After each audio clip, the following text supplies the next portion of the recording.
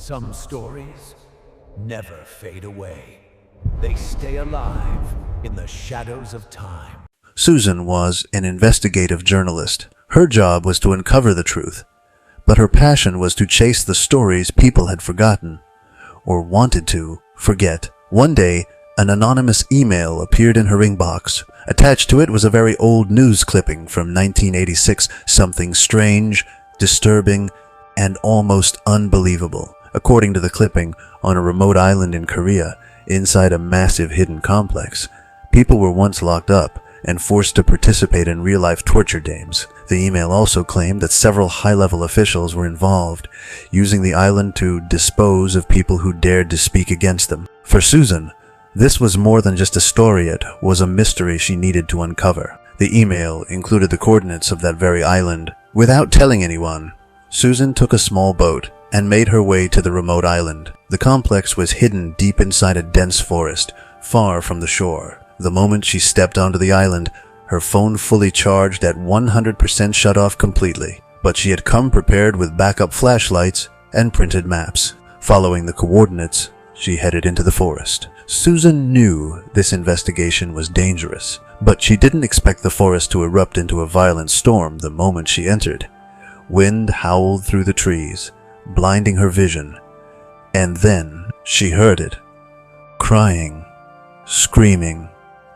Somewhere deep inside the woods, it sounded like someone was being hurt. Susan immediately followed the sound, but just as she got closer, the screaming stopped. Now she was standing in the middle of the forest, completely lost. The storm ended as suddenly as it had begun. That's when she felt it as if someone was staring at her. She turned, and behind a tree stood a thin girl, silently watching her. Susan called out to her, but the girl didn't respond. When Susan walked closer, the girl vanished. Maybe it was just her imagination, she thought, but then her head began to spin. Her vision blurred, and she collapsed. When Susan regained consciousness, she was lying inside a pitch-black room within the complex. Strange noises echoed from the hall outside. She pushed the door open and froze. In front of her was a massive hall with 5060 people inside. Their hands and feet were tied. Armed guards wearing masks stood around them, shouting at them to run. They were racing.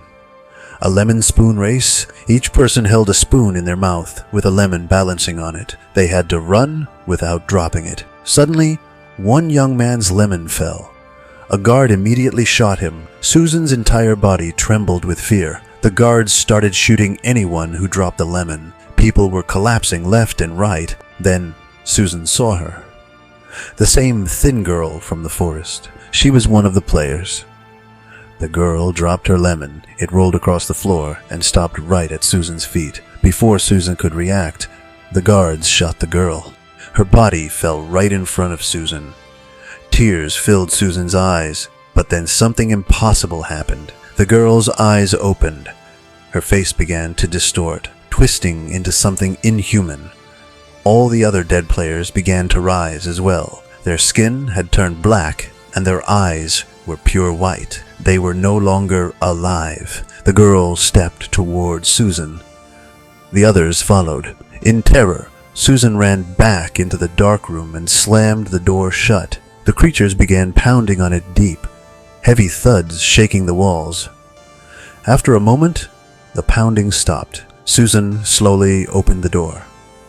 The hall was empty, covered only in dust and bloodstains that looked decades old. That's when she realized the truth. These weren't people. These were the tortured souls of the prisoners who had suffered in this complex long ago. Susan took photographs of the complex and somehow managed to escape the building. Before she left, she looked back one last time. The thin girl was standing there again, and then she vanished. Susan returned home and began preparing her report, but 3 questions haunted her.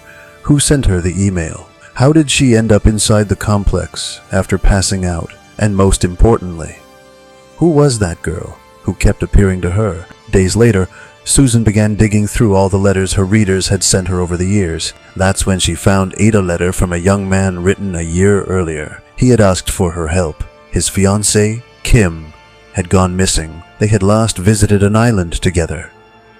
The same island she had disappeared there, and he believed she was still somewhere on it. Inside the envelope was a photograph. When Susan looked at it, her blood ran cold. It was the same girl she had seen in the forest, in the hall, and in the complex. But the torture games took place in 1986. How could Kim be there now? Susan understood the horrifying truth that torture games were still happening. Even today, she immediately informed the police. A massive search operation began. After days of searching, they found the complex. The building was empty, but when they dug beneath it, they discovered more than 1,000 skeletons. DNA tests confirmed that one of them belonged to the missing girl, Kim. Everyone now believed that something monstrous had happened on that island, but apart from the skeletons, there was no other evidence. No criminals were ever caught. The government quietly shut the case down. Susan fought against it, organizing protests and demanding justice. But nothing changed. A few months later, Susan died in a sudden car accident. To this day, no one knows who ran those games, who protected them, or if they still continue. But some believe that on that remote island, the torture games never truly ended, and the souls of those prisoners still wander in search of justice.